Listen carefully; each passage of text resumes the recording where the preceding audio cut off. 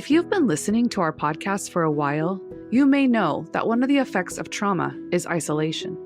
When it comes to spiritual trauma or abuse, many of us may want to distance ourselves from faith communities because of the hurt we've experienced.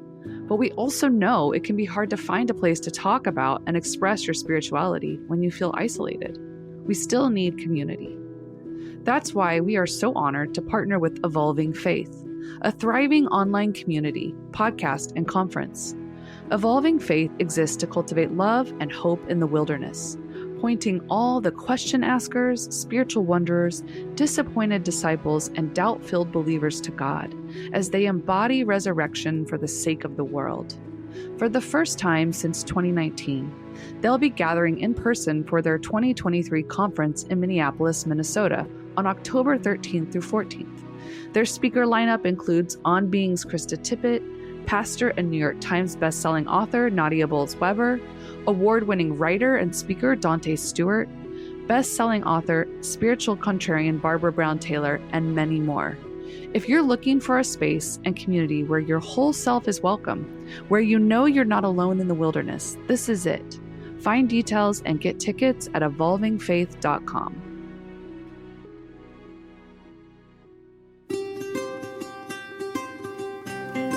Thank you for listening to the Allender Center podcast. I'm Dr. Dan Allender. And I'm Rachel Clinton Chen. We're fiercely committed to providing hope and healing to a fragmented world. And restoration for the heart. Thank you for joining us. Let's get this conversation started.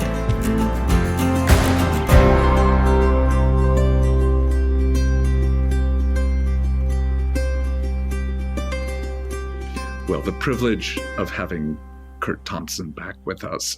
Curt, it's great to have you with us, particularly given that we're going to be talking about your new book, The Deepest Place, Suffering and the Formation of Hope. So again, if you don't know Curt, let me just promise a quick survey of Amazon will take you to some amazing works. Really, we spent our last time looking at The Soul of Shame, along a few other things, your own culinary activity. I hope your Irish meal was delightful. Again, my image of what Eden is, there are many meals I've had in Ethiopia, the experience of the kind of dining that I'd go, oh, that is a picture of what the kingdom of God will be, is, but also was in the garden, as well as some Irish meals that I wish had never ended. All that to say, we're going to step into something of reflection on your new book, and that gift to us of the deepest place, suffering and the formation of hope, is just one of those gifts of the kingdom to invite you to again, the glory of redemption, the heartache of the fall. And yet in that intersection, we're talking about hope. And I'll just say, at least from the beginning, I'm pretty good with hope for others. I just find hope with regard to myself a realm of, if I can put it most politely, ambivalence. I suck at hope with regard. I'm just not fond of it, because if I have a conviction is that hope truly entered will always set you up to be killed. And yet it's also the framework for death and resurrection. But let's start with this simple phrase from Romans chapter 5. Not only so, but we also glory in our sufferings. Like, are you kidding, Paul? What is wrong with you? We glory in our sufferings. Okay, because we know that suffering produces perseverance, and perseverance, character, and character, hope. And hope does not put us to shame, because God's love has been poured out into our hearts through the Holy Spirit who has been given to us. So there is something between suffering and being not shame-free, but somehow engaging in shame in a different way that allows us not only to hope, but to know something of the love of God. So I know this is just such a rude question, but talk.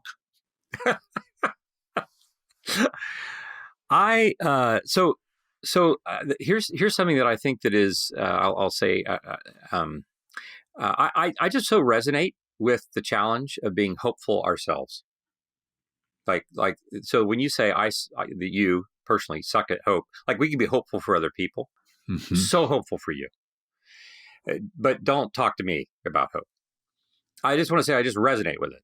I resonate with it, but I will also say, as we were hinting at, I don't know that we were explicit about this in our previous podcast, but we were hinting at this notion that we are, where we find ourselves culturally after 500 years of modernity and the Enlightenment. One of the things that process has done is that it has tended to have me separate the material world from my emotional life. So first of all, I don't really think much about my body having much to do with my emotional life or my mental life. That's the first thing. And then I don't really think, therefore, that any of that, spirituality, and then we get into things like faith and hope and love, all these things that are in the realm of the mind or the abstract or the spirit or whatever. Well, whatever that is, it's got nothing to do with quantum mechanics. And I want to tell you, it has everything to do with physics. And I'm going to start. And so that the third verse of Romans 5 that you named is probably for many people who are just like, oh, what, Romans 5? And then you quote that verse, like, oh, yeah, I know that verse. Suffering produces perseverance, and perseverance, character, and character, hope. And so but what's really important is that we read what precedes it. Because in the very first line, Paul talks about, therefore, we've been justified by faith. And in the language of interpersonal neurobiology, we would say, first and foremost, that's all about attachment. That does not begin with theology. Theology is what is explaining and describing our attachment to God. But we're not just justified through faith. That also brings peace with God. And this is where, the work of internal family systems can be really, really helpful. Because I can name parts of me that do not believe I am at peace with God. There are parts of me, like those, you would hear stories. I mean, this may have happened in other wars, other conflicts as well, but I'm just really familiar with the stories of Japanese holdouts at the end of World War II, some that were discovered decades after the war was over. And they weren't going to put their arms down until the Allies would find some former commanding Japanese officer to come and tell them to put their arms down because they believed they were still at war. I have parts of me that I'm in, like I have been welcomed into God's family, and there are parts of me that still think he's going to throw me out. And Paul is saying, dude, like, y'all, like, we're at peace with God. And this is really a big deal. But most of us in the modern world are like, oh, that's fine, beautiful language, but like we don't really have a context for that. If you're in the first century, the gods were capriciously at war with everybody. It showed up when your crops didn't work. It showed up when your wife didn't have a kid. It showed up like it shows up like the whole notion of being at war with God was not a figment of some immaterial, like distant realm in my private mind. It was on public display everywhere. And when Paul writes this, like, this would be shocking for people to hear that because of the king, because of our king, that they'd never met, we're at peace. It's a declaration, and not Pax Romana, not the peace that the peace that the phalanxes were going to bring. Mm-mm. It's a different kind of peace that comes because of a person who loves us. So through attachment, we're bringing all of our parts into this room where we're saying, like, we're signing a peace treaty. Like, God never was in Genesis 3 coming to kill them. He's never been coming to kill you. He's not coming to kill you. He's coming to make peace. He just can't get people to cooperate with him. And this is okay. So we're getting this ready. And if you said, so because through Jesus, we have peace with God through Jesus Christ by faith, in whom this grace that we now stand. Paul could have used all kinds of words, but this is not grace that we have, it's grace in which we stand, which implies immediately the physicality of who we are. And that physicality is a direct function of the community that we occupy. What does this lead to? If this means that I'm going to continually bring my self into the room where my shame and my grief and my longings are named, I'm going to discover that people are going to continue, the body of Jesus are continually saying, we are so glad that you're here. We're so glad that you're here.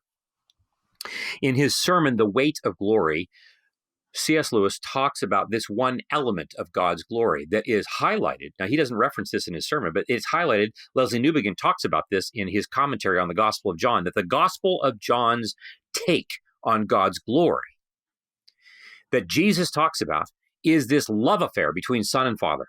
Mm-hmm. It's this continual outpouring of delight. I can't believe I get to be your Father. Mm-hmm. This continual delight, that this is what glory is. It means the parts of me that I hate the most, we bring them into the room, and someone else in the room says, I can't believe we get to be with these parts of you. And you're like, what are you talking about? Yes, what are you talking about?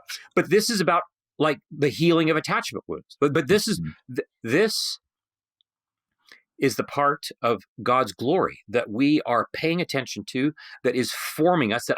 And when that happens, everything I know about what suffering is changes, because that is what I'm taking into the experiences that I have for suffering. We talked about suffering being a function of one of three things that happen to us, things that we do to ourselves, which actually takes up the bulk of what our suffering experience is. Yes. And then there is a particular kind of suffering that takes place when we choose to follow the King. Mm-hmm. This whole notion of like, it's the suffering that takes place when we want to get healthy. It's the suffering that takes place when I want to learn to no longer talk about my neighbor behind their back. It's the suffering that takes place when I want to allow God to strip off the old me, the part of me that is envious, the part of me that is lustful, the part, like all the things, in order to pay increasing attention to glory. Yes. Yes. All right. So, as you put words to that, Curt, the reality that comes is that we, in some sense, have pain receptors that actually are, in some sense, not just revelation that there is something awry in our body, but actually begin the process of moving us toward a kind of restorative process, a kind of redemptive process. Is that, again, I'm putting it quite superficially, but is that part of the frame of what you're putting words to? Yeah, it is. And I think there are two other features that I talk about in the book. And one is that, we differentiate between what we call pain and what we call suffering. That pain is our capacity to perceive some kind of noxious stimulus, whether that's emotional, physical, whatever it is. It's an unpleasant stimulus of some kind. Suffering draws into the picture two particular, not only two, but two particular that I highlight in the book, two particular what we call domains of integration of the mind. And the first domain has to do what we call the temporal domain of the mind. That we as human beings are capable of perceiving the passage of time in ways that no other animal does, as far as we know.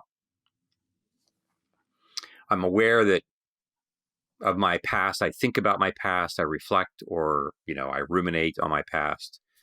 And I also anticipate a future. I tell a future. I tell a story. And this temporal domain that enables me to perceive time in the way that I do can be hijacked in such a way that the pain that I experience, I begin to anticipate as being unending.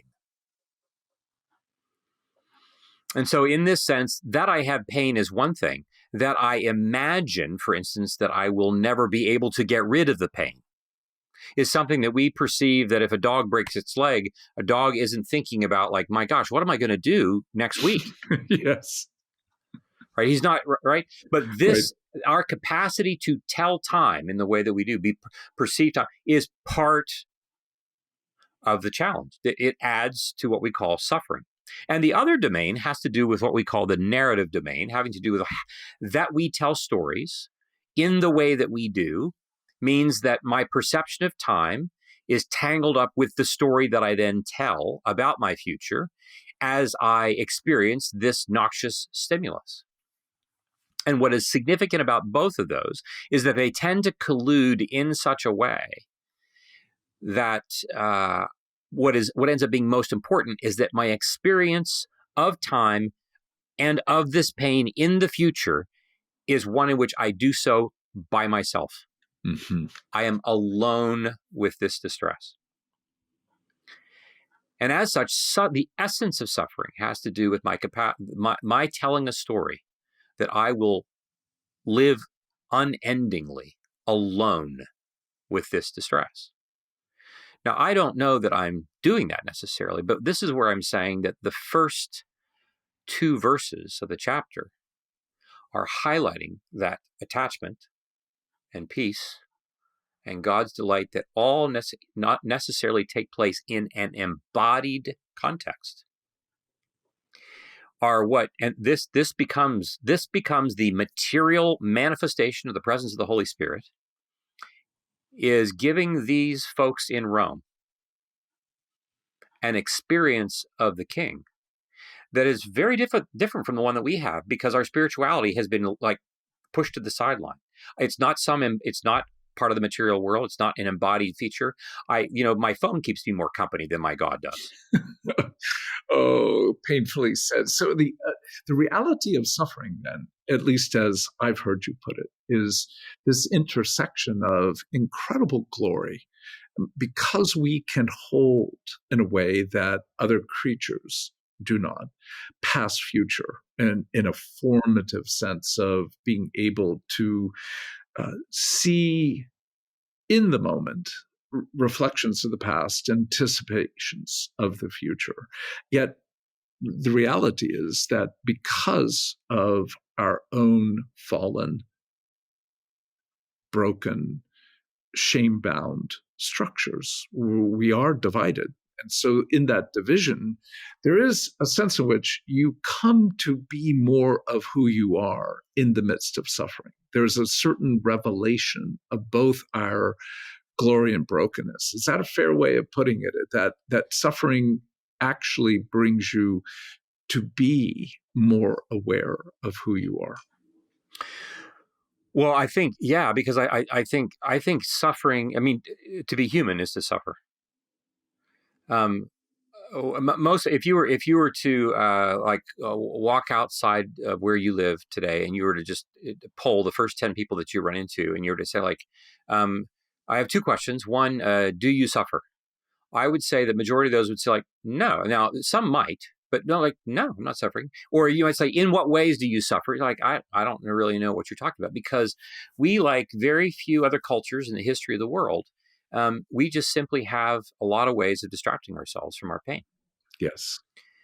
Every human being has a core at which they are suffering. I just have an iPad, and that's all I need to, that's just my drug, and I can keep myself from myself in this way. But the Romans couldn't do this, right? The church in Rome couldn't. They couldn't keep themselves away from the real world in the way that we can. Yes. I think the other thing that is really crucial then here is that we learn that because we imagine things like faith, hope, love, right? I don't love you anymore, so I'm leaving the marriage. I talk about love as if it's this thing that emerges from within me that I can't really measure, and so forth and so on. But then she turns to me and says, but dude, we've changed diapers together. We've washed dishes together. You've held my hair back from the toilet when I'm throwing up. How is that? What do you mean you don't love me? Of course you do. I know, because I don't think that love has anything to do with my embodied actions.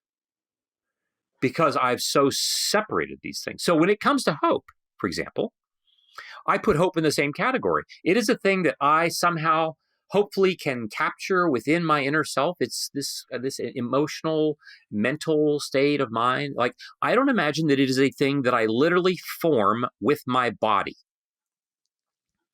And the way that I form it is in the context of communities in which, as I share what is painful for me, and I am seen, soothed, safe, secure in those contexts, which my pain is brought into the room. This is Good Friday, God coming for us in the center of our pain. I practice having experiences in which I sense glory in the middle of my brokenness. And it is not a thing that magically happens to me. It doesn't drop out of the air. It happens in a room with embodied human beings in which my brain, this is what I'm saying, like it has everything to do with physics. My brain is seeing your facial expression, hearing your tone of voice, all the things. And that creates a moment for me of joy and of repose in the middle of my awareness of my marriage that's on the rocks, or of my parents who continue to behave badly, or of this rheumatoid arthritis that continues to create trouble for me over and over and over again. And then this is where we would like to say, this is where we want to then use and take advantage of what the mind actually does. And that is this, that we become what we pay attention to. And so if I am in the room where this is happening, and I work to pay attention to this, which means when I leave the room, I'm going to, over the next 7 days before I come back to this same room with this same community, I'm going to practice 3 times a day thinking about, reviewing, being in the room with you. And what am I doing? I'm actually encoding this memory into my neural networks. It is becoming an embodied reality. This is physics. Embodied reality to me. It's not just, a thing that happened to have happened back there in a thing I call the history of last week. It is a real embodied thing. The things, that which I pay attention to on purpose, I remember. And what I remember becomes my anticipated future. Hope is a function of the mind that addresses the future. And this is what I mean when I say hope is a thing that I form by paying attention to the glory that is offered to me in the middle of my pain in the present moment. And it requires lots and lots of practice. Mm-hmm. But it then is not like, maybe I'll have hope. I hope I have hope. It's a thing that maybe I won't, And so, no, I have to, I'm going to have to practice I have to practice the piano. I have to practice forming hope. But I can't, again, my modernist way would be to okay, Curt, you read this, you go home and by yourself somehow, you practice figuring that out. No, my brain can't do that by itself. Mm-hmm. It needs to have the context of a community in which we are all together, collectively practicing, forming hope.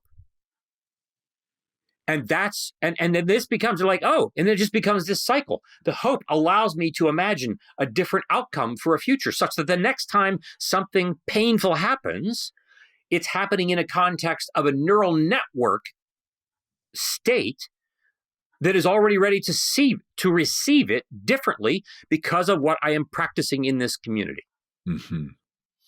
So to be in a realm where the last more than 500 years has taught us to be critical, and the core word underneath critical is dividing, to be in a place where we're suspicious, where actually good intellectual process is a lack of trust, always questioning, always looking for. And therefore, the idea of hope it's ephemeral, it's at best magical, but for the most part, deeply isolated in terms of you either have hope, but you're really talking about, again, I'm putting it in far too superficial a way, but a practice of hope in a way in which you're shaping not just your own neurological processes, but you're actually shaping by holding memory and memory in anticipation. You're actually Mhm. creating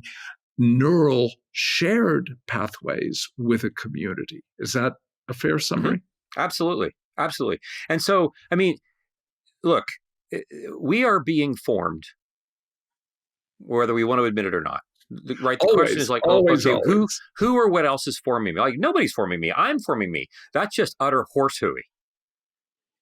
It's just utter horsery. Like, it doesn't fly in the face of the science. Yeah. And so the question is going to be, am I going to be formed? I mean, I love, right? Text, soul, culture. Do I have those words right? Yep, you do. Right. The Seattle School. Like you're right. That's what I mean. Like, so we're being, I want to put myself in a place in which I'm going to allow the texts, but not just, it's not like we are going to be formed by the texts. And I'm going to be formed by this community in which I'm assuming that the work of the Holy Spirit, where two or more of you are gathered, like I'm showing up and I'm going to be on the loose. And those things, this community, the Spirit, the texts are forming me. But I have to practice submitting myself to that in the way that I often, whether I'm consciously aware of it or not, my other choice is I submit to the rest of the culture to form me. Mm-hmm. The way it tends to isolate me, the way it tends to shame me, the way it tends to distract me. I mean, which is what, it's all about, we divide and conquer. This is what evil is up to. It wants to devour the universe, and that's how it wants to do it. Yeah. But that suspicion that so deeply takes away something of the innocence of what hope brings. Feels like, again, right there for me to be able to go, deal with the reality of, to open my heart to anticipate goodness, beauty, redemption, feels naive, feels foolish. And therefore, it's easier to, in one sense, escape disappointment by actually limiting how much hope one operates in the middle of. So when you think about how deeply we as a culture and often persons really do feel a certain terror about hope, you're underlining that without love, there can't be a deep movement of hope. Yet hope is in some ways what begins to allow the heart to taste and to experience something of the love of God. So they're so deeply interconnected. Right. I mean, when we read 1 Corinthians 13 and Paul in that magical poem talks about, this culmination of faith, hope, and love, these three remain. But the greatest of these, because we would say at the appearance, when the new heaven and earth emerges, faith and hope will no longer be necessary. Mm-hmm. But until we get there, they're absolutely necessary. Yeah. Love is required to initiate their formation, which is why, we talked about in the last episode this notion of like, what happens when Rachel's child has that experience of shame, and Rachel's going to come find her. Mm-hmm. Right? She has to come find her. Your daughter comes to find your granddaughter. This sense of an embodied movement toward, in a way to give that person the experience of being hopeful. Hope is all about. Look, if I go downstairs from this, I'm recording. I'm on the East Coast. If I go downstairs to make my lunch, to find, I'm anticipating that the refrigerator is still working, and that the milk in the refrigerator is not going to be curdled. So I don't actually have to hope that my refrigerator, because this is why hope for us in many respects is not something that we have to cultivate, because life is so convenient for us, where we find ourselves in our world. But if I'm a person who has if I'm a person who's had an experience in my family of never being seen, if I have that kind of a neural payload of anticipating that anytime I open my mouth, I'm always bracing for the impact of being invisible, to come into a community that is tempting me to believe that I will be seen, what does it do? It activates all the memory networks that says, like, dude, don't be a fool. Like, this movie is going to end badly. Yes. And at some level, it is true. I am going to have to take the risk of deciding whether or not I'm going to be willing to be receptive to Jesus loving me. Mm-hmm. Because if I don't have, if I have really broken attachment structures, and I don't have a middle prefrontal cortex that has like a way of like putting that into practice, like I have very little to work with. And so I have to, I start like, I'm the dude at the end of Mark 9 who brings his son, and Jesus says, like, all things are possible if you believe. And they're like, I believe, help thou my unbelief. Right? I'm going to bring you like 5% of my ownings, and that they believe. Like the other 95%, they don't believe. Like, y'all, like, you got to help me. And so there is this thing. That's what I mean by the formation of hope. It's not this monochromatic thing. I either have it or I don't have it. Like, I'm having to create, I'm having to build it. But I myself don't. We form it for each of us. And we acknowledge this is really freaking hard to do. Yes. Yes. Because we all come with our stories that tell us that hope is going to betray you. It's going to betray you. And we're saying, like, we get it. We get it. We want you to take a risk just for the next 3 minutes. And then you check it out. You check it out. You go home, you think about it. And if you come back next week and we haven't betrayed you, then you might do it for another 3 minutes. And we're going to keep doing this. Because we're practicing for heaven. Like I'm imperfect at it. But like Leslie Newbegin again said about the disciples and their witness, he said, just because the disciples' witness was imperfect did not mean that it was ineffective. Mm-hmm. I'm like, okay, there's hope for me. There's hope right there, indeed. In that sense that hope is actually after you.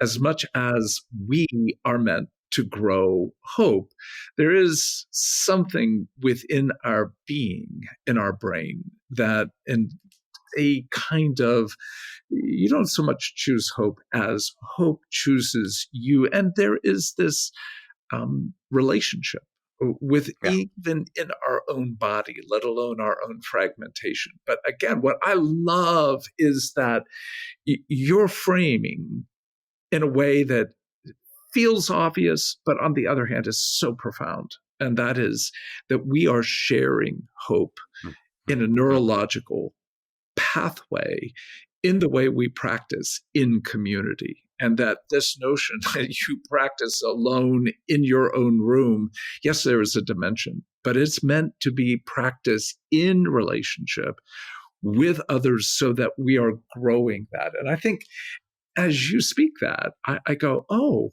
wait a minute.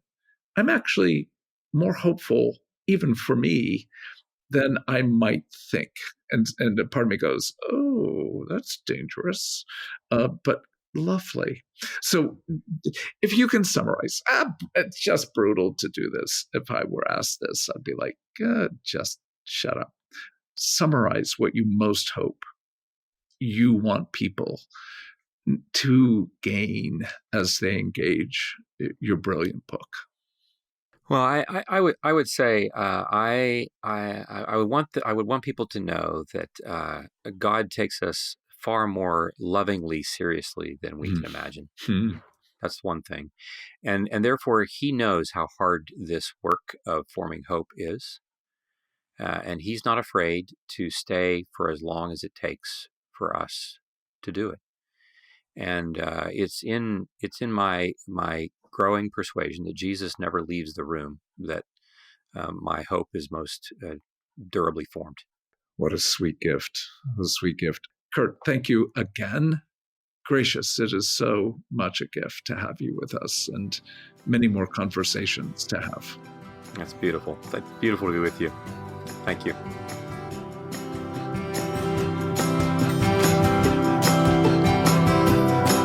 Allender Center podcast is produced by the Seattle School of Theology and Psychology. If you'd like more information about the Allender Center, you can look at theallendercenter.org. Have you ever felt like you were living a narrative that someone else wrote for you? Maybe your story was written by your family, your church, or your culture. You may be asking yourself, what is my story? And how does it uniquely fit into the story of the gospel? At the Allender Center, we believe that your story reveals God's wild goodness in a way that no other story can. We've helped thousands of people understand and live their unique stories, and we'd like to invite you to start engaging your story with the free guided exercise available for download at theallendercenter.org/story.